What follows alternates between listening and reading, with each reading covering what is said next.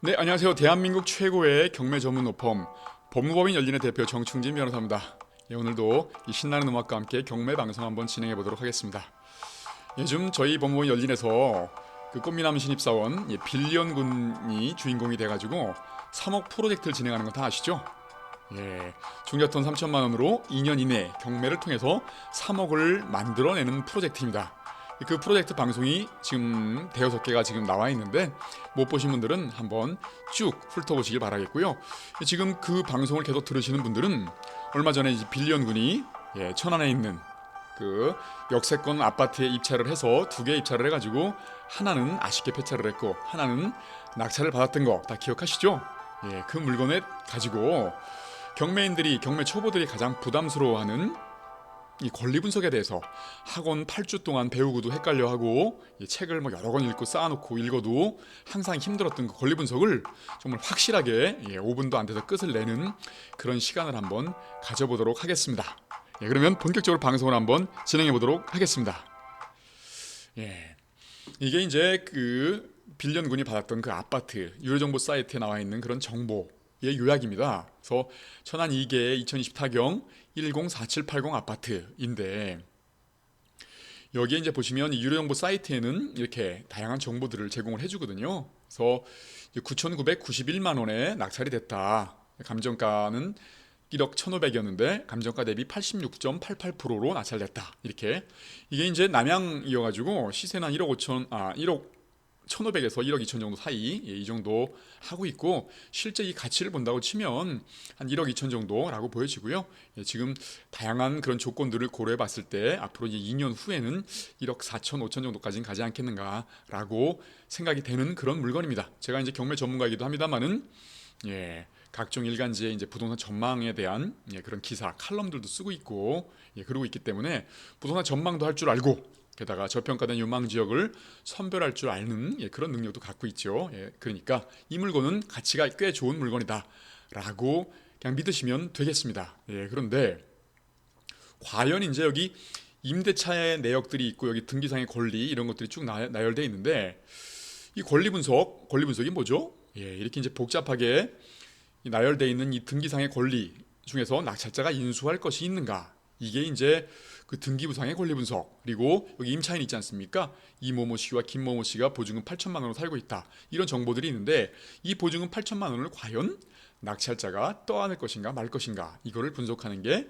임차인 권리 분석. 그 이외에도 등기부 외에서 이제 뭐 조금 경매를 하신 분들은 아시겠습니다만은 유치권이니 법정지상권이니 이런 그 복잡한 특수한 권리들이 인수되는가 아닌가를 분석하는 등기부 외 권리 분석 이런 것들이 있는데 실제로 이제 등기부 외 권리 분석은 특별히 이제 우리 그 초보들이 입찰하는 이 3억 프로젝트와는 무관한 것들이기 때문에 거기는 분석할 필요가 없겠고요. 그래서 그 등기부상의 권리 분석과 임차인 권리 분석 이 두 가지로 크게 나눠볼 수 있겠다 싶은데요. 여기 보시죠. 이 등기에 이제 요약된 권리들인데 근저당권자 덕만 개발이라는 회사에서 10억 4천만 원에 굉장히 크죠.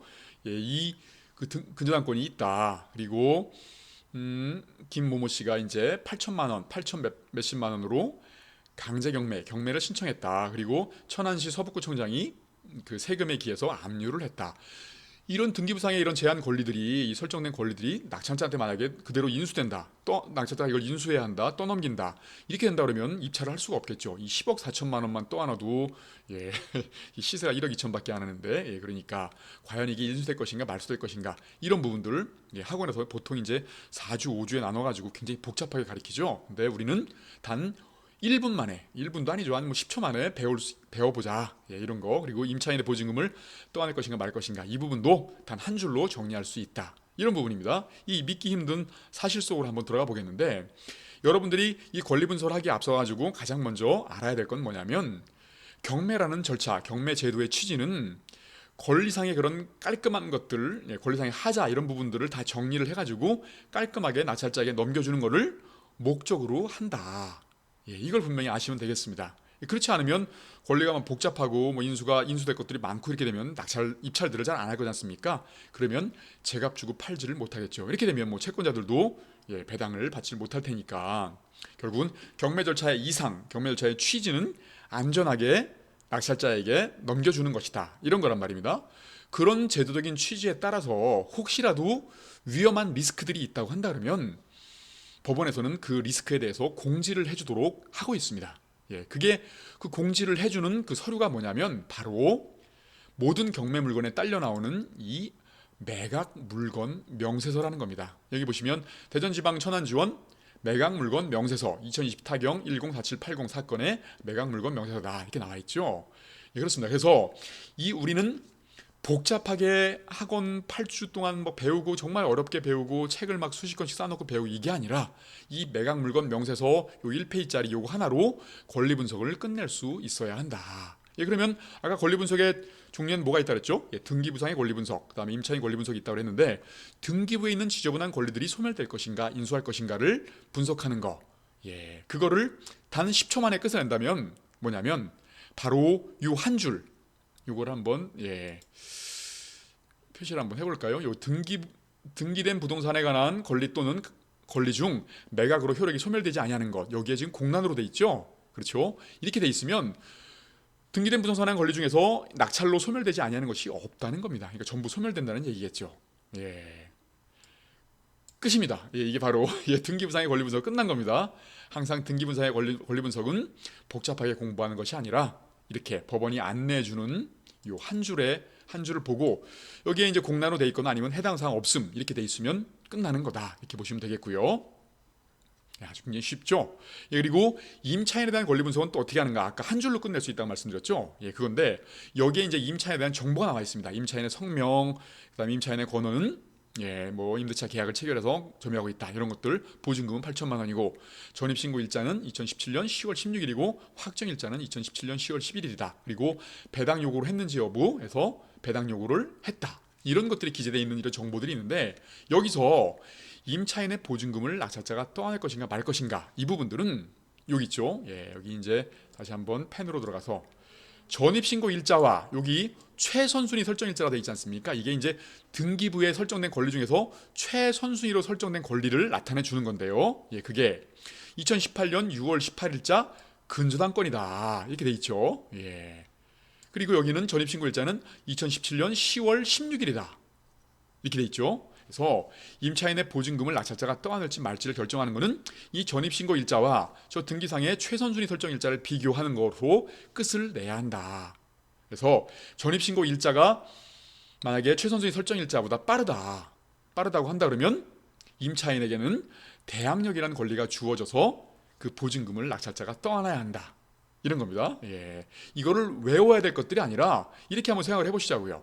임차인이 전입신고를 하고 들어가는데 2017년 10월 16일 날 전입신고가 들어갑니다. 들어가기 전에 이제 한번 등기부 등본을 떼보겠죠. 혹시라도 이 집이 지저분한 권리가 있어가지고 경매가 들어가는 게 아닌가 그런 우려 때문에 등기부 등본을 떼보겠죠. 떼봤을 때에 만약에 지저분한 등기들이 있다라고 한다면 임차인은 들어가지 말아야겠죠. 그런 또 임차인을 그렇게 그 지저분한 권리가 있음에도 불구하고 보증금을 상실할 수 있다는 그런 위험이 있음에도 불구하고 들어간 임차인을 보호할 필요는 없겠죠. 예, 그렇죠. 그런데 만약에 전입신고를 하고 들어갔는데 등기상의 권리가 아무것도 없었다더라라고 하면 임차인의 권리를 보호해줄 필요가 있겠죠. 임차인의 권리를 보호해준다는 것은 낙찰자가 그 보증금을 떠안는다. 예, 이런 의미로 볼 수 있겠죠. 그리고 전문용어로는 임차인에게 대항력이 있다. 이런 의미거든요. 그러니까 전입신고를 하고 들어갈 때 언제죠? 2017년 10월 16일 날 들어갈 때에 이 2018년 6월 18일 근저당권은 있었을까요? 없었을까요? 없었겠죠. 왜냐하면 2017년 10월 16일 날에는 2018년 6월 18일자 근저당권이 설정되지 않았을 거니까요. 그렇게 되면 등기부가 깔끔했으니까 이 임차인은 보호할 필요가 있겠죠. 이걸 전문용어로 뭐라고 한다고요? 대항력이 있다 이렇게 한다 그랬죠. 근데 그것도 외울 필요는 없습니다. 대항력이란 거는 낙찰자가 이제 임차인을 만나서 낙찰을 받은 다음에 찾아가가지고 몇 월 며칠까지 나가달라고 요청했을 때 나는 보증금을 돌려받기 전까지는 나갈 수 없다라고 대항할 수 있는 힘 그게 바로 대항력이거든요. 예, 어렵지 않죠. 그렇습니다. 그래서 이 전입신고 일자와 요 최선순위 설정 일자를 비교했을 때 전입신고 일자가 빠르다고 한다면 임차인을 보호해야 되기 때문에 대항력을 부여한다. 이거 보면 지금은 이 김모모 씨는 어떤가요? 2017년 10월 16일이 전입신고 일자고 2018년 6월 8일이 근저당권 설정 일자니까 전입신고가 빠르죠. 이럴 때에는 대항력이 있는 거겠죠. 그렇게 되면 보증금을 낙찰자가 떠안겠죠. 그렇죠. 예, 그렇습니다. 그래서 이제 권리 분석은 이게 끝난 거죠. 이렇게 이 보증금은 낙찰자가 떠안아야 되는구나. 좀 들어가서는 안 되겠구나 싶은데, 그런데 여기서 끝을 내면 좀 심심하겠죠. 예, 그래서 좀 더 깊게 한번 들어가 보면 이 보증금을 떠안아야 되는 경우, 그러니까 대항력이 있는 경우에도 입찰할 수 있는 경우가 있습니다.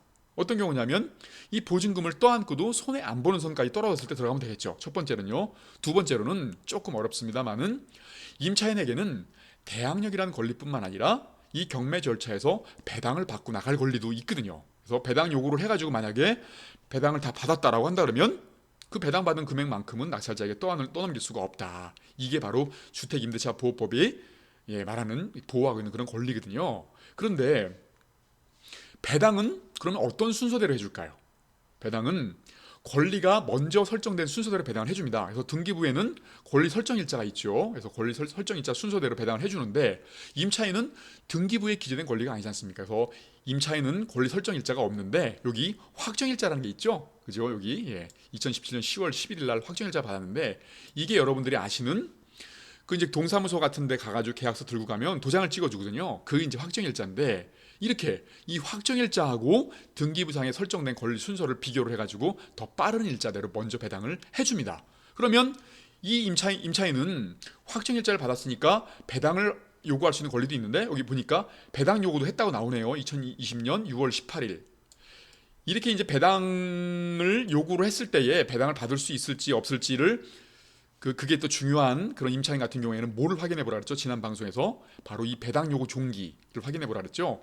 배당 요구를 할 수 있는 기간인데 그게 2020년 11월 30일까지 할 수 있는데 배당 요구를 2020년 6월 18일까지 했으니까 이 임차인은 적법하게 배당 요구를 한 것이죠. 이렇게 되니까 배당을 다 받을 수 있겠다. 그런데 확정일자 순서대로 배당을 해준다 그랬죠. 확정일자와 등기상에 설정된 권리 설정 일자의 순서대로 해준다고 했는데 확정일자가 2017년 10월 11일이고 그 처음으로 설정된 근저당권이 2018년 6월 18일이니까 제일 먼저 배당되는 건 어딜까요? 바로 임차인이 배당을 받겠죠. 그러니까 최소한 이 보증금 8천만 원을 넘어서는 금액으로 낙찰이 되게 되면 먼저 임차인이 배당을 다 받게 되고 그렇게 되면 낙찰자가 떠안을 게 없게 되겠죠.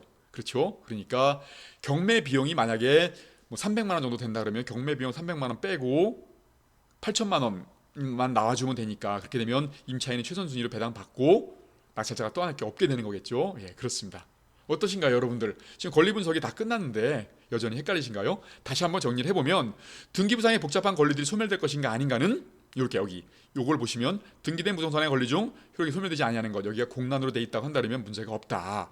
그렇죠? 그리고 임차인 같은 경우에는 보증금을 떠안을 것인가 말 것인가는 전입신고 일자와 최선순위 설정 일자를 비교를 해서 전입신고 일자가 빠르다라고 한다면 그 임차인은 보호를 해줘야 한다. 그 이유는 아까 설명드린 거와 같습니다. 그런데 여기는 지금 그 보증금을 대항력이 있기 때문에 떠안아야 되는 거지만 그렇지만 확정 일자도 이 최선순위 설정 일자가 빠르기 때문에 그리고 배당 요구도 했기 때문에 배당을 다 받는다. 그렇기 때문에 낙찰자가 떠안을 게 없다. 이겁니다. 그러니까 여러분들은 지금 등기부상의 권리 분석, 임차인 권리 분석, 배당 분석 이런 다 배우신 거예요. 그리고 또 하나는 등기부 외 권리 분석이라고 해서 뭐 유치권이니 뭐 법정 지상권이 이런 어려운 것들 있지 않습니까? 그런 게 혹시라도 있으면 어떡할 것인가 두려워하시는 분이 계실 텐데 그런 게 있다고 한다면 법원에서는 반드시 이 비고란에 공지를 해주도록 돼 있습니다. 근데 이 비고란이 공란으로 돼 있죠. 이렇게 되면 떠안을 게 없다는 얘기입니다. 그러면 이 물건은 그 법적으로는 깔끔한 물건이 되는 거겠죠. 그래서 여기 나와 있는 임차인의 보증금 8천만 원도